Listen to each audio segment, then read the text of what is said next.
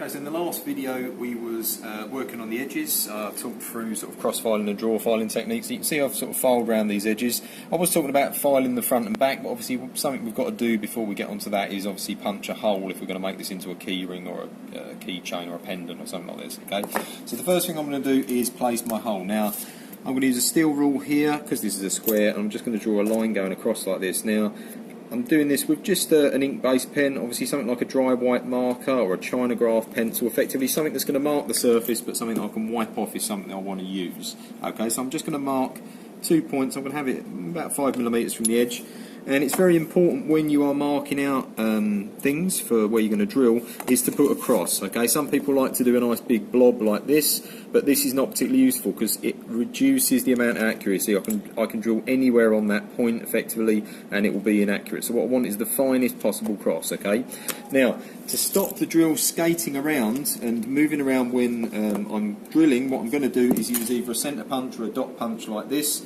Okay, and I'm going to just put one simple indentation on that point. So I'm just going to hold the dot punch at 90 degrees to the table edge like this, and then strike it once on the back with a hammer, and this will just put a very small indentation. Okay, this is quite a crucial thing in terms of tolerance and accuracy as well, so we only want to do this once. Okay, and remember when you're using the dot punch, don't hold the hammer close to the handle, close to the head, sorry, because it reduces your leverage. And I see people doing this sort of thing. We don't want to do this. We just want to strike it once cleanly and get a clean indentation.